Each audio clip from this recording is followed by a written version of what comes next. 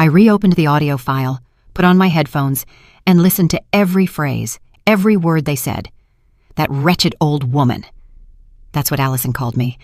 I remembered the days when she had just joined the family, when I taught her how to make rice, when I hugged her like a daughter. I thought she was part of the family, that she would be the woman who, along with Daniel, would build a future. And Julian, the man I had loved since I was a girl in San Diego, who swore he would be with me until the end. They had made a joke of me, a fool who still believed in love and family. A regular customer came in, Mrs. Peterson, who always bought pastries for her grandchildren. "Juliet, your bakery has been packed lately. Your chain of stores is expanding. I'm so proud of you," she said, her voice warm. I forced a smile and replied, "Thank you. I'm doing my best." But inside, I was a wreck. I wondered what she would think if she knew the truth. Would she see me as a strong woman, or just a fool betrayed by her husband and daughter-in-law? I wrapped Mrs. Peterson's pastries, said goodbye at the door, and sank into my chair, my hands on my head. I wanted to cry, but no tears came. Instead, a silent rage burned inside me, like the fire in an oven, ready to ignite at any moment. That night, at dinner, I sat across from Julian in the small kitchen under the yellow light that gave his face a strange, distorted glow. He ate and spoke in a monotone voice, as if nothing were wrong, as if the world wasn't about to end for him. "Juliet, I have to sign some important business papers this week. Maybe you should look them over. They're complicated." I picked up a piece of bread and pretended to take a bite, but in my head I could only hear Allison's voice from the recording. "Dad, hurry up and sign the fake contracts." I knew he was testing the waters. He wanted to drag me into his dirty plan. I gave him a dry smile, a facade of a wife who was too tired to argue, and replied, "Yes, I'll look at them later. I'm tired now." He nodded, took a sip of wine, looking at me as if nothing were wrong. But I knew that behind that smile was a man ready to take everything I had built, a predator waiting for the right moment to strike. Julian had a few more glasses of wine. His face turned red, and he started slurring his words about a difficult client he'd seen that day. I nodded as if I were listening, but inside I wanted to scream, "Do you think I'm that stupid?" When he got up, staggering, and went to the bedroom, I cleared the table, my every move slow, containing the anger that was boiling inside me. He threw himself on the bed, snoring loudly, and left his car keys on the nightstand, gleaming under the dim light, a siren's call to my revenge. I stared at them, my heart pounding in my chest. This was my chance, my moment. I entered the bedroom slowly, careful not to make a sound.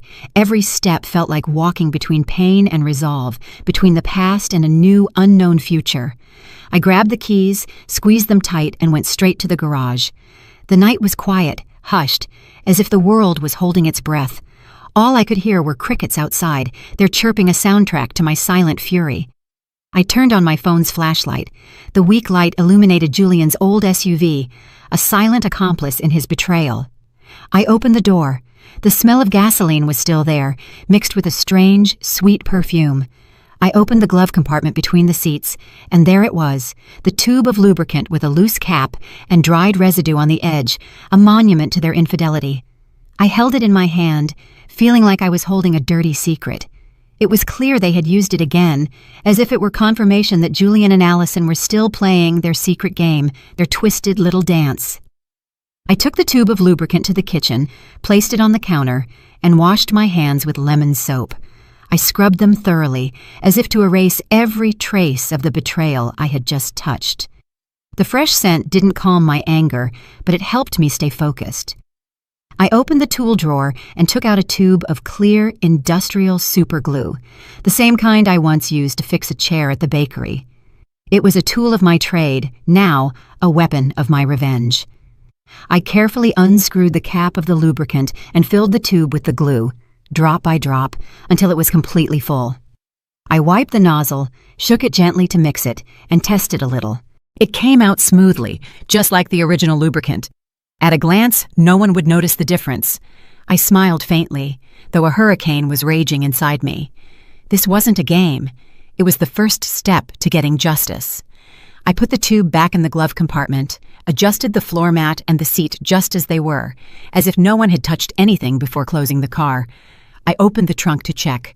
There were only crumpled bags, an empty water bottle, and an unused condom lying in a corner.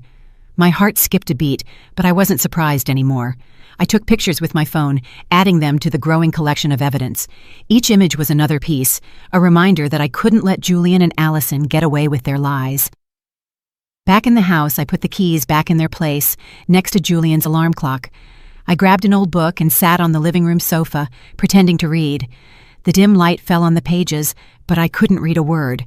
My head was spinning. I thought of Daniel, my son, who believed he was living happily with Allison, without knowing the truth.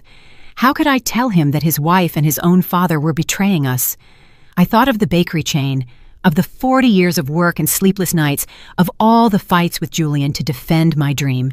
He never really understood it, but I trusted that he supported me. Now I knew he was just waiting for the right moment to take everything. An hour later, Julian woke up and stumbled into the kitchen for water. He saw the keys on the counter and didn't suspect a thing. "Still not sleeping, Juliet?" he asked groggily. I smiled and replied, "No, I'm just reading a bit. Finish your water and go back to bed." He nodded, drank, and returned to the bedroom, snoring immediately. I looked at him as if he were a stranger. This man who once promised to be with me until the end was now planning to destroy what I loved most. But he didn't know that I had already started my counterattack. At dawn, I got up. The sunlight was timidly entering through the bakery window. I was in my usual kitchen, kneading dough, preparing flains and sweet pastries for a large hotel order. I pressed the dough with all my might, channeling my rage into every movement. When I returned home for breakfast, I made an effort to keep a calm face. Julian was already up, with a cup of black coffee in his hand. I served him eggs and toast. "Julian," I said calmly, "I have to travel to Nashville tomorrow to sign a contract with a new partner. I'm sure I'll be home late. Can you take care of dinner?" I watched him out of the corner of my eye. He looked up, surprised, but in his eyes, something was shining that wasn't concern. It was relief. "A big contract?" he asked, taking my hand with a feigned tenderness. "Don't worry, go ahead. I'll handle it." But that spark in his eyes, that slight curve of his lips, as if a weight had been lifted, pierced my chest. He wanted me to leave, and I knew exactly why. I smiled and nodded. "Thanks. I'll call you if I get back late." He took another sip of coffee. Then he got up, saying he had to get to the office early. As he left, I saw he had left his phone on the table, and the screen lit up with a missed call. The name that appeared was A.T. I frowned. My heart pounded. Allison Thomas. I was sure it was her. Before I could touch the phone, Julian came back, grabbed it in a hurry, and turned off the screen in front of me. "I forgot it," he mumbled with a forced smile. And he was gone. I stood there, watching the door close, feeling as if I had been slapped. He wasn't even bothering to hide it anymore. That day, I worked like a machine, delivering bread, signing invoices, and smiling at customers. But my mind was only focused on Julian and Allison. I couldn't let them continue their farce behind my back and Daniel's. I needed more evidence, to hear from their own mouths what they said when they thought no one was listening. That night, I pretended to be tired. I went to bed early and told Julian, "I have to wake up early tomorrow to catch the bus, so I'm going to sleep." He nodded, gave me a pat on the shoulder. "Rest, Juliet. Be careful on your trip tomorrow."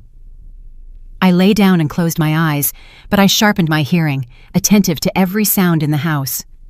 Close to midnight, when Julian's snoring stopped, I heard him get out of bed quietly. The faint light from his phone shone in the darkness. He left the room with his phone, thinking I was asleep. I stayed still, my heart pounding. Then I slowly got up and followed him on tiptoe. I hid behind the thick living room curtain and saw him standing in a dark corner near the window. He put the phone to his ear and spoke softly. "Yes, of course. Come over to the house tomorrow. We won't have to go to a hotel anymore. Juliet has to leave town to sign a contract and she'll be back late."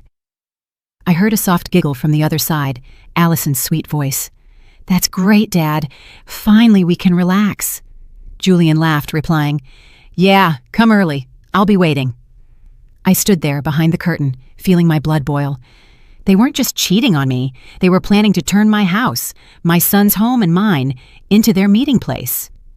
I returned to the bedroom in silence, opened a drawer, and took out Daniel's old recorder, the one I bought him for college to record his classes. I checked the battery, put in a new one, and turned on continuous recording. I hid it behind the bookshelf in the bedroom, next to the headboard, certain it would capture everything. I carefully adjusted the cable and covered it with a family photo frame. The photo of the four of us at Daniel and Allison's wedding. Looking at it, I felt a bitter taste. Allison's smile, Julian's hug. Now, they were all lies. Before going back to bed, I checked again that the recorder was working. I placed the photo frame just right to hide the cable. Then I lay down, pretending to be asleep. Julian came back to the bedroom, threw himself on the bed, and snored as if nothing were wrong. But my eyes were wide open in the darkness, more awake than ever. I reached for the clock and set the alarm for earlier than usual. I closed my eyes, but not to sleep. I was ready for the next step of my plan. I woke up at 5 o'clock in the morning when it was still dark. Only the faint light from the street lights was coming through the window. The house was silent. All I could hear was Julian's steady snoring from the bedroom. I was in the kitchen with a cup of cold coffee in my hand, staring at the skillet of oil that was already on the stove. It was the last step of my plan, a simple smoke trap, but enough to expose the truth. I tied a thin string to the stove's igniter. I ran it over to the window and attached it to a heavy object, an old coffee can I found in the cabinet. All I had to do was pull it from a distance, and the flame would ignite the oil, creating thick black smoke, enough to alarm the neighbors. I opened the window by the stove a little so the smoke could get out. Then I tested it once. The smoke rose quickly, forming spirals like a warning. I turned it off immediately, checked everything again, and made sure not to leave any trace that might make Julian suspicious. I put on a jacket, grabbed my large purse, and pretended to be leaving for my trip. Before I left, I went into the bedroom and gently shook Julian. "I have to go to the bus station right now," I said in a calm voice. "I'm going to sign a contract. I'll probably be back late tonight." He opened his eyes